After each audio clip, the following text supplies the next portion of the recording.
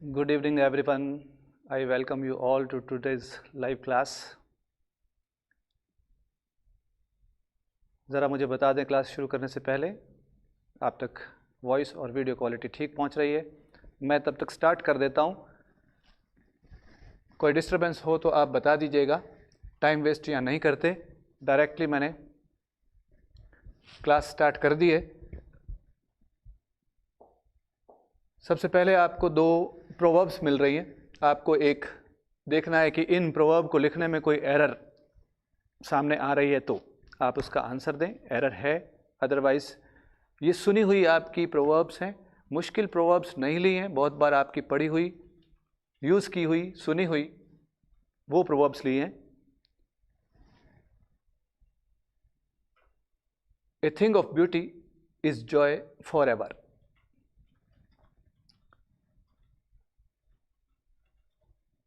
और दूसरी है अ stitch in time save 9।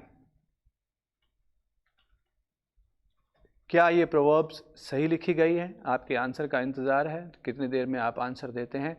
Shobha Raj Purohit, welcome and well done. पहला ही आंसर बिल्कुल करेक्ट आया है। और दूसरे में शोभा लिखती हैं सेव्स 9। चलो ठीक है, एक ही स्टूडेंट ने दोनों आंसर्स राइट दिए हैं। तो आप स्टूडेंट्स देख लीजिए, बाकी जो क्लास में हैं देख रहे हैं क्या आ जा रहा है इसका आंसर। ये प्रोवर्ब होती है a thing of beauty is a joy for ever, होना चाहिए। And second is a stitch in time saves 9।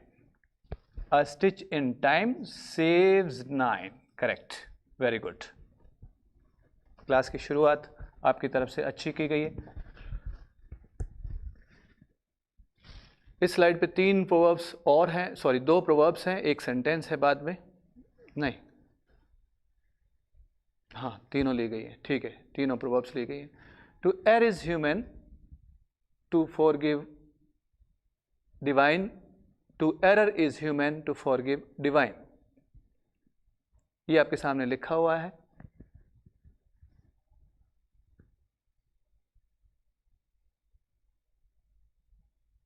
Forgive जानते हो, माफ करना। डिवाइन भी जानते हो, मीनिंग मतलब देवता समान, जिसको हम कहते हैं देवों का काम, अच्छा काम, अच्छे इंसान का काम। इंसान अच्छा माना जाता है जो माफ करता है। टू एरर इज ह्यूमन, जैसा लिखा है वैसा ही पढ़ा है मैंने।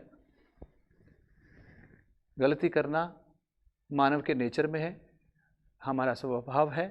लेकिन किसी को माफ़ करना, फॉरगिव डिवाइन का मतलब, फॉरगिव का मतलब आप जानते हैं और डिवाइन का मतलब भी जानते हैं, ऐसा कुछ मीनिंग है इसका। क्या आएगा यहाँ अभी तक? ठीक है, दीपिका ने आंसर दिया 5 नंबर में ओवर आएगा, करेक्ट है दीपिका, 5 नंबर आपका। तीनों मैंने एकदम शो की। टू एर इज ह्यूमन होना चाहिए, to forgive divine. There where is will there is a way. Hindi meaning तो बेशक बनता है जहां चाह वहां रहा, जहां चाह वहां राह। ये कहावत कैसे होती है?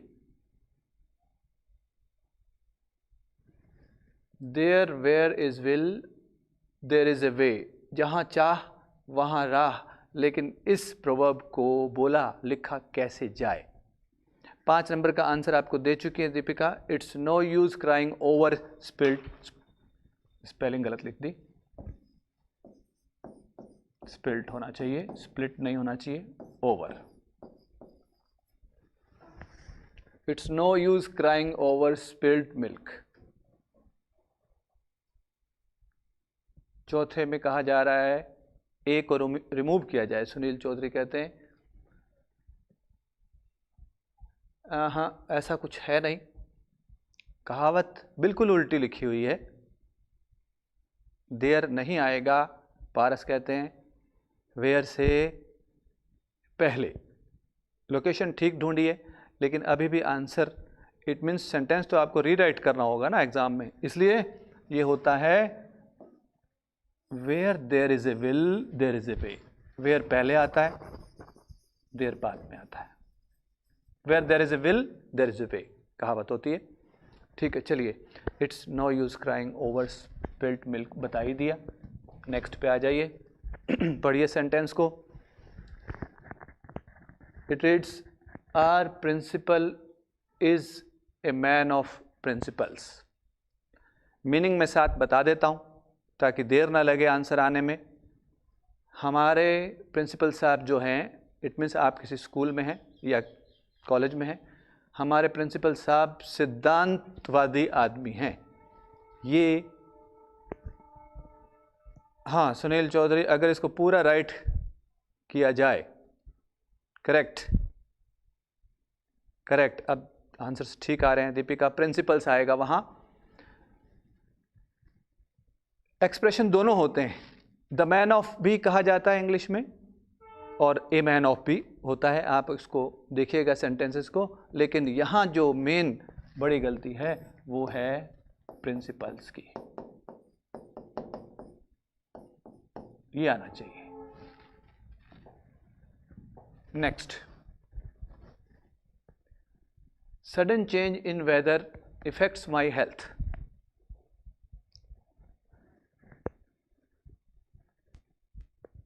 Sudden change in weather affects my health.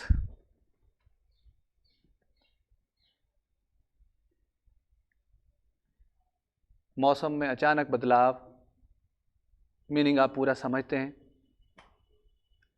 बिल्कुल सही। माई हेल्थ की जगह नहीं, बिल्कुल, मतलब जो सही है वो उसको बेवजह दूसरा वर्ड डाल करके ठीक करना, तो ये करेक्शन नहीं कहलाता। हम अपनी भी तो बात कर सकते हैं। ज़रूरी नहीं कि हमारी सबकी हेल्थ पे की बात हो रही है। हम अपनी बात कर रहे हैं कि मेरी तबीयत जल्दी ख़राब होती है, मौसम का मुझ पर बड़ा जल्दी असर पड़ जाता है, तो ये ज़रूरी तो नहीं है कि सब पे पड़ता हो। माई हेल्थ अपनी जगह सही था, आंसर ठीक आ चुका है। यहाँ वर्ब आएगी अफेक्ट्स, करेक्ट। 6, क्या आप एक एग्जाम्पल बोल के बता सकते हैं इन सपोर्ट ऑफ योर आर्ग्यूमेंट। ये किसी से क्वेश्चन पूछा जा रहा है, क्या आप एक एग्जाम्पल बोल सकते हैं, कह सकते हैं, बता सकते हैं इन सपोर्ट ऑफ योर आर्ग्यूमेंट। आपका जो आर्ग्यूमेंट है उसकी सपोर्ट में कोई, वेरी गुड शोभा, सुनील, साइट, ये कंफ्यूजिंग वर्ड्स में से लिया गया है, ये साइट आएगा। जो स्टूडेंट्स नहीं जानते वो यहाँ देख लें क्या क्या मीनिंग होते हैं। तीनों ही वर्ड्स यहाँ साइट बोल रहे हैं। एग्जाम्पल के रूप में कुछ कहना, कुछ बताना, कुछ बोलना, ये साइट होता है। ये साइट होती है जगह। हमने नया मकान बनाना है, साइट तो हमने देख ली है, पसंद कर ली है, इसका मतलब यहाँ जगह की बात हो रही है। और ये साइट नज़र के लिए, आई साइट के लिए यूज़ होता है ना। साइट क्या लिखा आपने, ठीक है, तीनों साइट का आपको मालूम होना चाहिए, तो यहाँ CITE आना चाहिए था। Next is, as the weather was pleasant, मौसम सुहावना था। I lay down on the grass for a nap. Nap का मीनिंग होता है थोड़ी देर के लिए नींद लेना, झपकी लेना जिसको हम बोलते हैं, जो दोपहर में सोते हैं थोड़ी देर के लिए। As the weather was pleasant I lay down on the grass for a nap. मौसम सुहावना था, मैं थोड़ी देर घास पे झपकी लेने के लिए लेट गया। इसका पूरा मीनिंग मैंने बता दिया।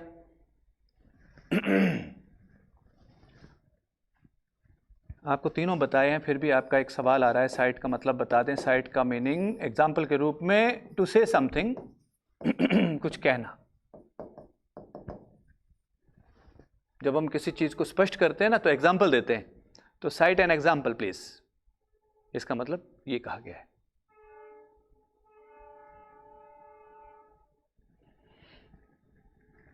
नंबर 4 का आंसर अभी तक देर इज वे, पहले का आंसर दे रहे हैं कोई, चलो नंबर 4 चल रहा है। As the weather was pleasant I led down, अभी तक आंसर आया नहीं, तो हाँ SP चालिया लिखते हैं लाइड डाउन। लोकेशन तो सही पहचानी, आंसर सही अभी तक आया नहीं। यहां ध्यान रखें, आपको क्या करना है, लाई की दोनों फॉर्म जब ये झूठ बोलना हो, लेट जाने की दोनों फॉर्म्स जब ये लाई का मीनिंग लेट जाना हो, और फर्स्ट फॉर्म जब ले हो तो बाकी दो फॉर्म्स क्या होती हैं, थोड़ा सा ध्यान रखें, है ना। क्या मीनिंग बनता है ये बताया हुआ है क्लास में, फिर भी बहुत जल्दी मैं बता देता हूं। लाई अगर झूठ बोलना है तो सेकंड फॉर्म है लाइड लाइट, थर्ड भी लाइड। लाई अगर लेट जाना है तो लाई ले लेन होता है। ले होता है किसी पक्षी द्वारा अंडा देना, या ले फाउंडेशन जैसे नींव रखना। तो कहां कहां ये वर्ड्स यूज होते हैं उसको देखना चाहिए। देश के लिए जान न्यौछावर करने की वर्डिंग भी यही होता है, led his life, the soldiers led their life for the country. तो किस तरह ये यूज हो रहा है उसको देखा जाता है। लेड, लेड पक्षी द्वारा अंडा देना, देश के लिए जान न्यौछावर करने का जो एग्जाम्पल दिया उसमें ले, किसी मकान दुकान यानी कि बिल्डिंग की नींव रखना तो भी ले यूज होता है। तो आप इनको देखें कहाँ कैसे यूज हो रहे हैं, ठीक है। इसी के साथ आपको बताया हुआ है हैंग और हैंग्ड, ये पहले बताए हुए हैं।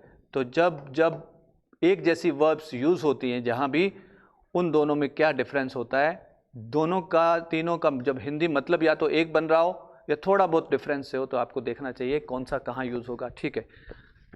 नेक्स्ट देखें,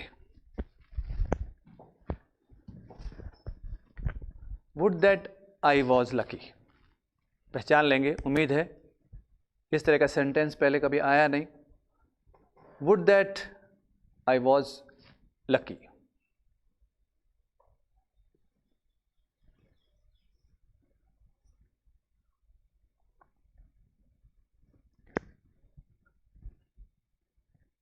SP चालिया ठीक बता गए। 5 नंबर में वर आएगा वॉज की जगह, करेक्ट आंसर है। आपका आंसर बेशक आपने वहां टाइप किया हो, सेंड कर दिया हो, यहां पहुंचने में देरी हुई हो, अभी तक पहुंच जाएगा। एक स्टूडेंट का आंसर मिला है। वुड दैट का मीनिंग आई विश ही होता है, काश। जैसे आई विश का सेंटेंस बनाते हैं, आई विश उसका मतलब भी काश होता है, ये भी वुड दैट भी काश होता है, काश ऐसा होता, ठीक है। इसलिए वर आता है इसके साथ। सेंटेंस को रीराइट कीजिए, who did C you,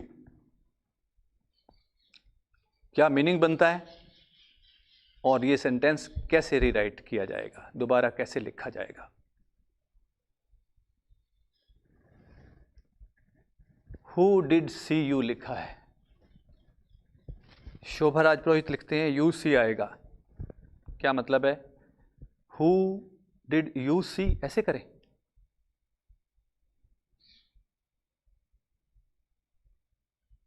meaning नहीं बैठेगा।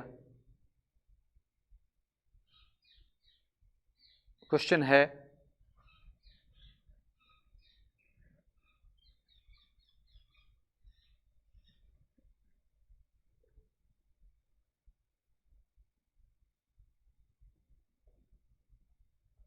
एक आंसर शायद राइट गया। मुकेश भाटी लिखते हैं 100 आना चाहिए, correct.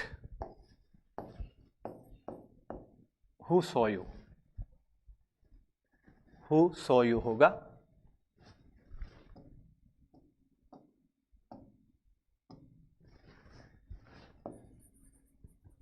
Next,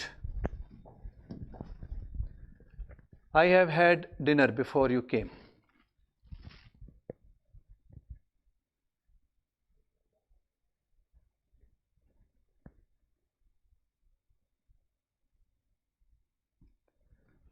I have had dinner before you came.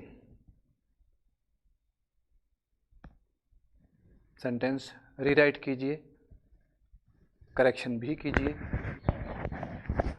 Meaningful बनाइए।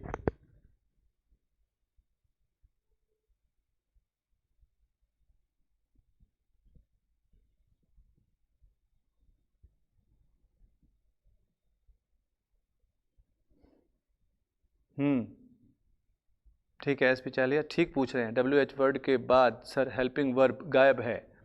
हु में आप इस तरह के सेंटेंसेस देखेंगे, लेकिन यहाँ हु और हुम के फ़र्क को समझाने के लिए कुछ एक आधा पीरियड चाहिए, इसलिए मैंने यहाँ रोका है। मैं कुछ सेंटेंसेस लाता हूँ आने वाले दिनों में, 1 या 2 दिनों में, कैसे आप इसका सही आंसर पा सकते हैं, कैसे आपको डिफरेंस पता चलता है। लेकिन हु और हुम एक तरह के प्रोनाउंस हैं, इसलिए आपके सिलेबस में नहीं थे और आज तक इनका टॉपिक, इनका जिक्र नहीं किया गया, इसलिए सेंटेंस को सामने लाते हैं, आप वहाँ पहचान लें कि सेंटेंस राइट है या रॉन्ग है। नरेश कुमार सही आंसर दे गए और सुनील चौधरी ने भी सही आंसर दिया, मुकेश भाटी भी सही दे गए। हैड, लेकिन एक ही हैड लिखा है मुकेश, क्या समझूं मैं? ठीक है, आई हैव हैड की जगह क्या होगा? I had had. थोड़ा सा मैं जल्दी बता देता हूं इसका आंसर। पास्ट के 2 एक्शंस, पता नहीं आप क्लास में थे उस टाइम या नहीं थे, या कौन था आप में से, मैं नहीं जानता, लेकिन सुन लीजिए, पास्ट में 2 एक्शंस जब एक के बाद एक हुए हों, पास्ट में 2 एक्शंस जब एक के बाद एक, मैं ये एक के बाद एक पर जोर क्यों दे रहा हूं? दोनों एक ही टाइम पे नहीं, एक के बाद एक। जैसे आपका रटा हुआ एग्जाम्पल है When I reached the station, the train had left। आप इसी एग्जाम्पल को पकड़ सकते हैं। सही है एसपी चालिया, आपको याद है पास्ट के 2 एक्शन में पहला एक्शन पास्ट परफेक्ट में जाता है। पहला एक्शन जो काम पहले हो गया और जो काम बाद में हुआ, यानी एक्शन नंबर 2, ये सिंपल पास्ट में आता है। तो ऊपर वाले एग्जाम्पल में, दिए गए एग्जाम्पल में हमने किसी को बताया है, आप जब आए ना, आपके आने से पहले हम खाना खा चुके थे। तो यहाँ 2 एक्शंस हैं, एक तो आपका खाना खाना और दूसरा है किसी का आना। 2 वर्ब्स हैं यहाँ। पहले काम कौन सा हुआ? पहले खाना खाया गया था या पहले वो आया? हम या जो बोल रहे हैं, आपके आने से पहले मैं खाना खा चुका था, तो पहले खाना खाने का टाइम, एक्शन हुआ, इसलिए पहला एक्शन पास्ट परफेक्ट में जाएगा। तो आई हैड हैड, ये पास्ट परफेक्ट बना रहा है। पहला हैड हेल्पिंग वर्ब है, दूसरा हैड जो है उसका मीनिंग बैठ रहा है, वो ईटन के लिए यूज हुआ है। ईट के लिए हम हैव का यूज भी करते हैं। किसी को बुलाते हैं ना ईट फूड, तो हम ऐसे भी कह देते हैं have T, have food please. तो हैव खाने के लिए यूज हो रहा है, ईट की जगह यूज हो रहा है, ये ईटन ही लिखा है, इसलिए आई हैड ईटन। डिनर के साथ ईटन नहीं कहते, हैव या हैड का यूज करते हैं, इसलिए ईटन नहीं लिखा गया था। समझ गए होंगे आप। पास्ट में 2 एक्शन एक के बाद एक हुए हो, तो पहला एक्शन पास्ट परफेक्ट में और दूसरा एक्शन सिंपल पास्ट में डाला जाता है। ठीक है, नेक्स्ट। ये बहुत बार बताया, इसलिए मैंने ज़्यादा देर नहीं लगाई यहाँ। I wish I can give you all that you wished for.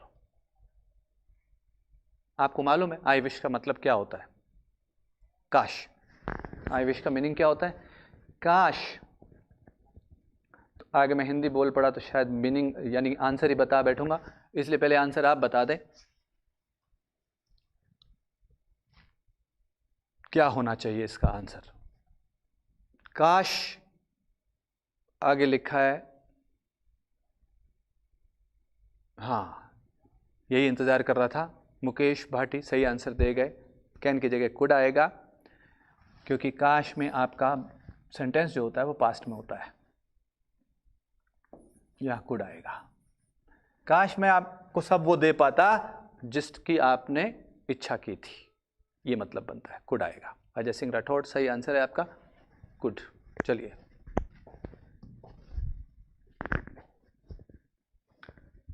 Next sentence, बहुत जल्दी कर दिया हमने आज। She had already return to home, she had already return to home when he arrived.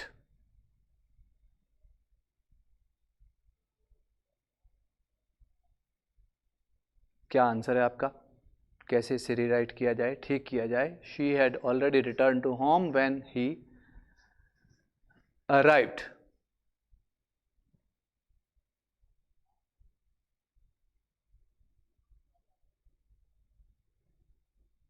Good, सही आंसर दिया जा रहा है, 2 नहीं आएगा। एसपी चालिया, सुनील चौधरी दोनों ने सही लिखा। She had already returned home, 2 नहीं आएगा।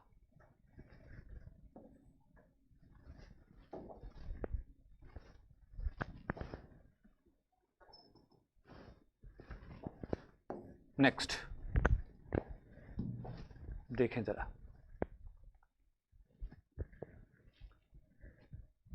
She told me that she went for a walk daily even now. Sentence को रीराइट करें, कैसे करें? She told me that she went for a walk daily even now.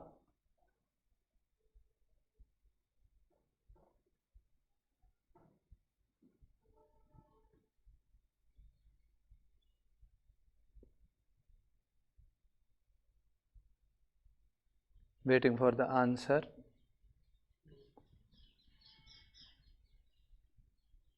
Bharat answer right they गए, now की जगह then नहीं। SP ये answer नहीं है, आंसर सही आ रहा है। शोभा ने सही आंसर दिया है, सुनील सही आंसर दिया है, गोज आएगा।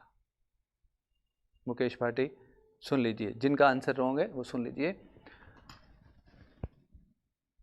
डेली से कुछ तो पता चलता है, डेली से कुछ तो पता चला था हमें, हमारा मैं एक बार रटी हुई बात करता हूँ, जैसा स्टूडेंट्स रटते हैं कि ऑफन हो, डेली लिखा हो, एवरीडे लिखा हो तो हम सिंपल प्रेजेंट पे आते हैं।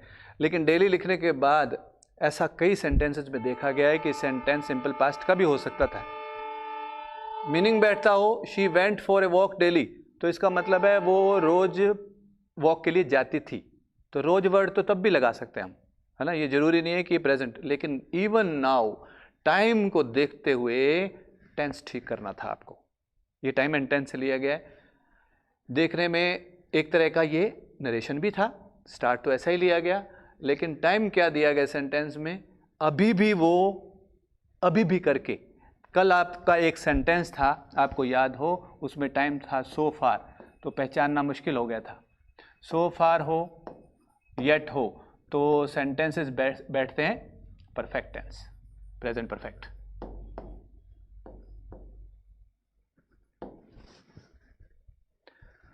इवन नाउ अभी भी, आज भी, प्रेजेंट में भी, तो आपको यहां से देखना था टाइम क्या दिया है, आज भी, अब भी, इसलिए नाउ को देन ना करें, अब भी वो पार्क जाती है।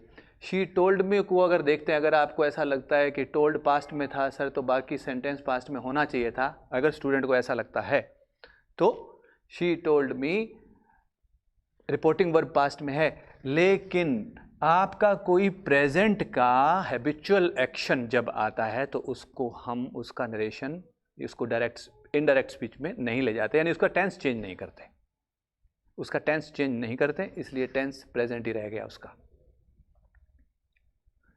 किसी ने डायरेक्ट सेंटेंस में ऐसा बताया, किसी ने आपको बताया, I go for a walk daily even now, आज भी मैं वॉक के लिए तो रोज जाती हूं, है ना।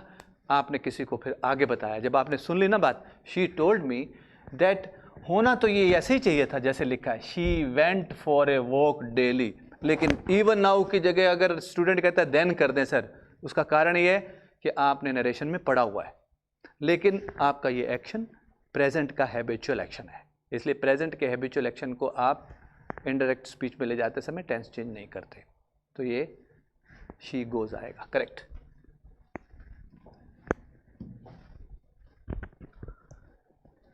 विच newspaper have you subscribed for? आपको एक सेंटेंस आज मिला है, अगर हमें ये कहना पड़ जाता आपने कौन सा अखबार लगवाया है, तो इसकी हिंदी, इसकी जो इंग्लिश है वो बहुत कम, मतलब 100 में से कोई एक स्टूडेंट ही होगा जिसको इसका मीनिंग आता है कि इस हिंदी की इंग्लिश बना दी जाए। आपने कौन सा अखबार लगवाया है, अगर इसकी इंग्लिश बनानी हो, विच न्यूज़पेपर, अब तो आपके सामने लिखा है, लेकिन लिखा थोड़ा सा रॉन्ग है। वे हैज़, यू के साथ बड़ी गलती कर रहे हो एसपी, यू के साथ हैव नहीं, हैज़ नहीं, हैव ही आना चाहिए ना, हैव सही लिखा है। आगे सब्जेक्ट जो है यू है, यू के साथ हम हैज़ कैसे लगाते हैं, हैज़ यू, हैव यू तो हम क्वेश्चन करते हैं, हैव यू टेकन फूड, खाना खा लिया, हैज़ यू टेकन थोड़ी हो जाएगा, यू के साथ तो हैव ही आएगा ना। विच न्यूज़पेपर, आप अपने पड़ोसी से पूछ रहे हैं, सीधी सी पिक्चर दिमाग में रखो, आपने कौन सा अखबार लगवाया है? लोकेशन भारत गांधी है? नहीं, कुछ और है ना। भारत आपने लोकेशन सही पहचानी है। Which newspaper did you subscribe? नहीं, जरूरी नहीं है। आपने सेंटेंस को पास्ट में डाल दिया है। हम कह रहे हैं आप अपने पड़ोसी से पूछिए आपने कौन सा अखबार लगवाया है। हाँ, तो हम पास्ट में थोड़ी जा रहे हैं, लगवाया था थोड़ी कह रहे हैं। मैं बोल पड़ा, हिंदी भी बता दी। लोकेशन पारस की भी ठीक है, लोकेशन भारत की भी ठीक है। एसपी चालिया डिड यू नहीं करना, डिड यू नहीं करना, डिड यू पास्ट में ले जाएगा सेंटेंस को, है ना। डिड यू नहीं करना, which newspaper have you subscribed to. यह प्रेपोजिशन रॉन्ग की गई है। हाँ, राकेश कुमार सही पहचाना, राकेश कुमार ने सही पहचाना है। सुनील चौधरी ठीक है, सब्सक्राइब्ड टू। तो आपको यहाँ प्रेपोजिशन का एक क्वेश्चन दिया गया था। फिर भी इस क्वेश्चन के साथ साथ मैंने बताया कि ये सेंटेंस कैसे बनाएं, कौन सा अखबार लगवाया, इसकी इंग्लिश बनाना मुश्किल हो जाता है। ये इसकी इंग्लिश है, which newspaper have you subscribed to, not for. ठीक है, नेक्स्ट।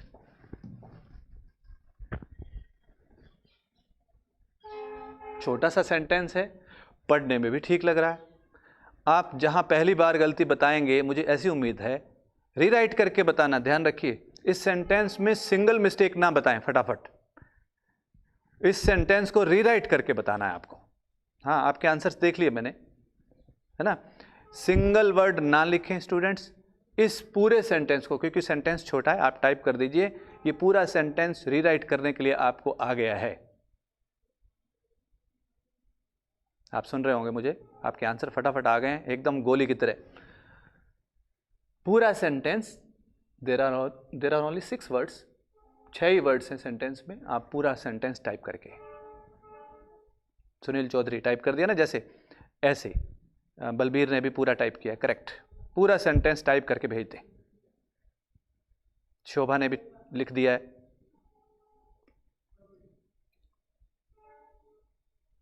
दीपिका ने सिंगल वर्ड लिखा है। आई कॉन्ट्रैक्शन दे दिया अजय ने कि चलो एम नॉट को छोटा कर देते हैं। ध्यान रखिए, ये सेंटेंस बोलने में ठीक लगता है, लोग बोलते बहुत हैं इसको, है ना, लेकिन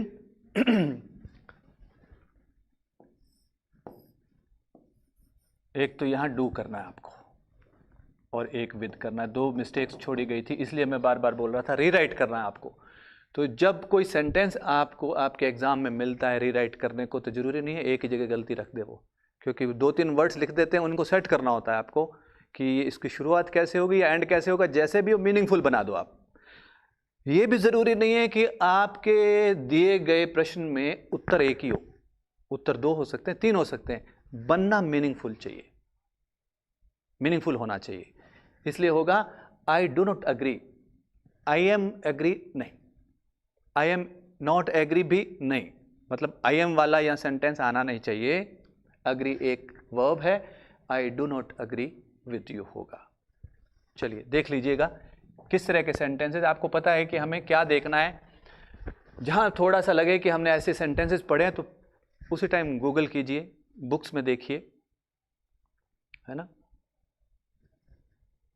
when he came, question mark लगाए, बता दीजिए।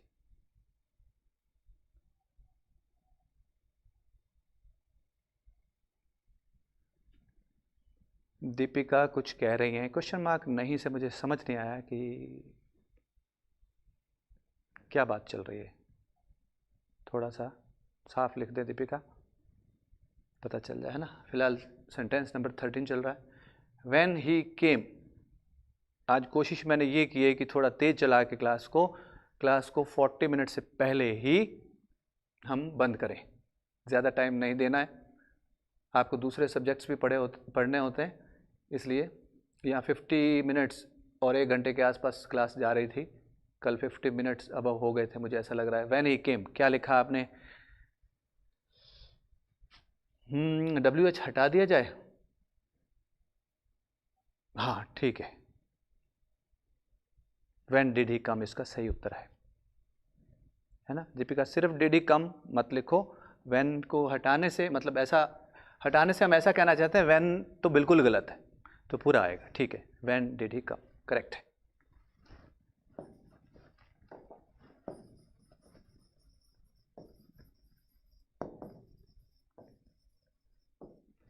ठीक है, इसी के साथ थोड़ा सा देखें, अगर यहां लिखा होता when he come, मान लीजिए ये ऐसा लिखा होता,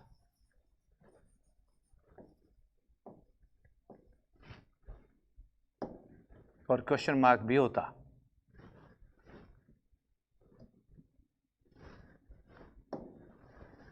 तो क्या करते? हाँ दीपिका कोई बात नहीं, when he come लिखा है तो क्या करते? क्वेश्चन कैसे बनाते? करेक्ट बलवीर, तो मैं एक ही स्टूडेंट के आंसर पे ही, हाँ सबका इंतजार नहीं करते आप, सबका ठीक है, तो when does कर देते, ठीक है। चलिए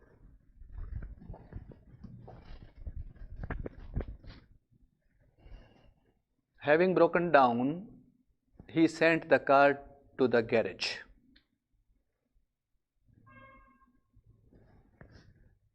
Having broken down he sent the car to the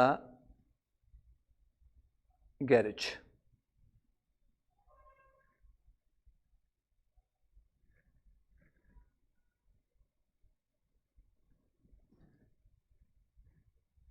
देर लग रही है इसमें थोड़ी,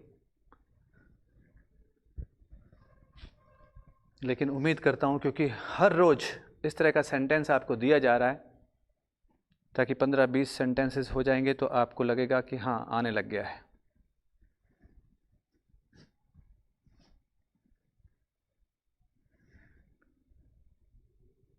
सेंड इनटू नहीं, ये सही लैंग्वेज लिखिए, टू द गैरेज तो सही है अपने आप में,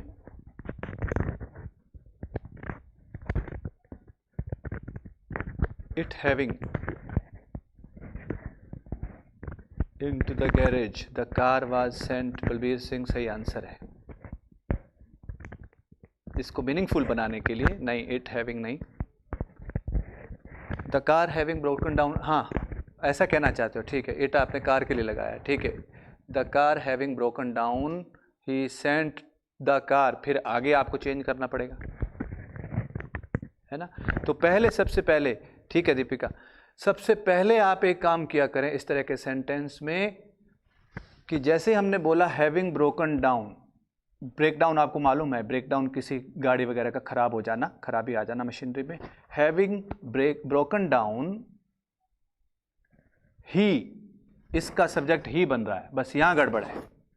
तो आप पहला काम ये किया करो कि अगर ये सब्जेक्ट ही बन रहा है तो इस सेंटेंस का पैसिव अगर यहीं रख दिया जाए, सेंटेंस राइट हो जाएगा या नहीं, मीनिंगफुल बन जाएगा। पहला काम तो आप यही किया करो, उसके बाद आया करो ये जो आप कभी सब्जेक्ट को यहाँ लगाते हो, कभी इट लगा देते हो, कभी, हाँ ठीक है आपकी बात, द कार भी आ सकता था, द कार यहाँ लगा दिया जाए, फिर आगे कार हटा करके सेंटेंस को राइट किया जा सकता था।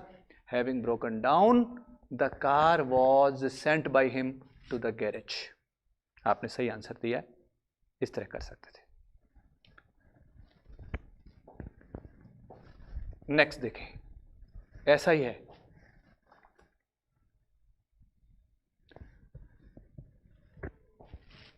Having stolen jewellery the policeman caught the thief, आ गई ना बात same. Having stolen jewellery the policeman, आप इसको पढ़ेंगे तो साफ लग रहा है, ज्वेलरी चुराने के बाद पुलिसमैन ने चोर को पकड़ लिया। ये तो हम सोच रहे हैं, मतलब हमें हिंदी आती है, हिंदी में कोई बोलता तो हमें पता है ये चोर द्वारा ही चुराने की बात कर रहा हूँ, पुलिस वाले ने थोड़ी चुराया होगा। लेकिन यह लिखा ये है, पुलिस वाले ने चोर को कब पकड़ा?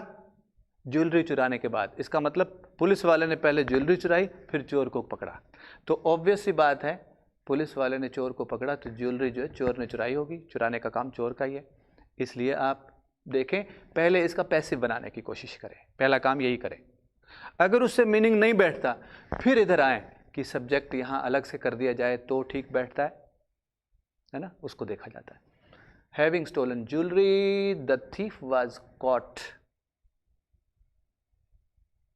हैड कॉट नहीं, एसपी, the thief was caught, the policeman caught the thief, यहां सिंपल पास्ट टेंस चल रहा है। सिंपल पास्ट का जब पैसिव बनाएंगे तो वॉज प्लस या वर प्लस थर्ड फॉर्म आएगी, इसलिए हैड नहीं करें, ठीक है। और अगर आपने पैसिव बना के हैड भी लिखा है तो पैसिव वैसे भी गलत है, पैसिव में हैड बीन आना चाहिए, है ना, इसलिए यहां वॉज कॉट आएगा, हैड बीन कॉट नहीं आएगा, वॉज कॉट। ठीक है नरेश कुमार, समझ आ गई बात। तो आप इसको पैसिव बना के लिखें। और मैं बोल रहा हूं having stolen jewellery, the thief was caught तक ही काफी है, बाय द पुलिसमैन भी कहने की जरूरत यहां नहीं है, क्योंकि थीफ वाज कॉट कहते ही डूअर कौन है ये समझ में आ जाता है। ऐसा पैसिव के टॉपिक में करवाया गया था। चलिए, है आगे सेंटेंस होगा। यहां कुछ 2-3 सेंटेंसेस में आपको वन वर्ड चुनना है। पेमेंट मेड बाय हस्बैंड या वाइफ टू हिज या हर स्पाउस आफ्टर डिवोर्स, तलाक के बाद। गुड शोभा, बहुत जल्दी आंसर दिया, करेक्ट दिया। एलिमनी कहलाती है, कंपेंसेशन की बजाय एलिमनी लिखें। तलाक के बाद हस्बैंड द्वारा वाइफ को या वाइफ द्वारा हस्बैंड को, जो भी स्थिति रहती हो, दोनों का होता है। अक्सर हम एलिमनी का मतलब ऐसा ही समझते हैं कि हस्बैंड द्वारा वाइफ को दी जाती है, बस इतना ही समझते हैं। लेकिन हस्बैंड द्वारा वाइफ को या वाइफ द्वारा हस्बैंड को भी हो सकता है, जैसा कोर्ट का ऑर्डर होता है, स्थिति को देखते हुए जजमेंट जैसा होता है। तो पेमेंट मेड बाय हस्बैंड या वाइफ टू हिज और her spouse after divorce, alimony कहलाती। ये वर्ड कॉमन वर्ड है।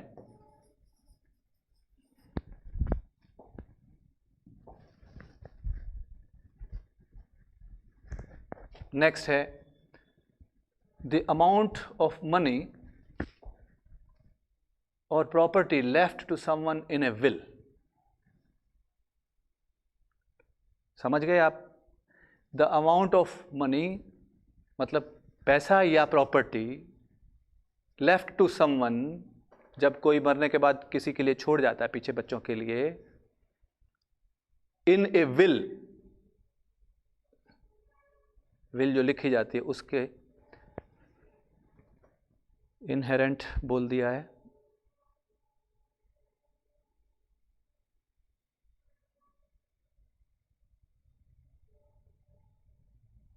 हेरिटेज सिनोनिम जाता है, ठीक है आपके, क्योंकि आप सिनोनिम्स लिखने लग गए हैं तो किसी का राइट किसी का रॉन्ग होगा, ठीक है। आपका इशारा जो सही है, लेगेसी, आपका इशारा सही है। द नेक्स्ट इज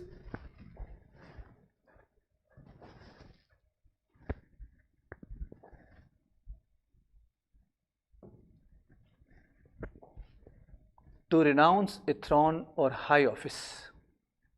रिनाउंस का मीनिंग अगर नहीं आता तो यहाँ त्याग करना होता है। टू रिनाउंस ए थ्रोन और हाई ऑफिस, ऊंचे पद का, पद त्याग बोलते हैं, ऊंचे पद का त्याग कर देना, थ्रोन छोड़ देना, सिंहासन छोड़ देना, किसी और के लिए त्याग कर देना। क्या वर्ड यूज हो सकता है आप कोई सिनोनिम लिखना चाहें तो ठीक है, आपका सिनोनिम भी पहचान जाएंगे हम।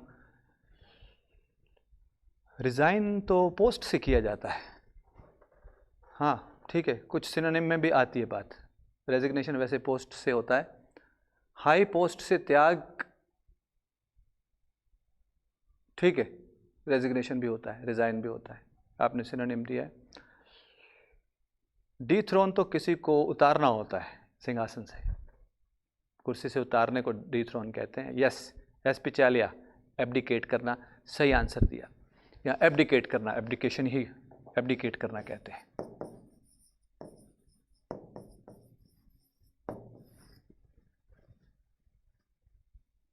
ठीक है, काफ़ी कुछ हुआ आज भी, कुछ समझ में आई बात। इनमें से कुछ भी एग्ज़ाम में आता है, 1 2 3 कोई क्वेश्चन मिलते जुलते भी आते हैं तो हमारी जो मेहनत है वो सफल होती है। आज के लिए इतना ही, मिलते हैं कल फिर, तब तक के लिए गुड बाय।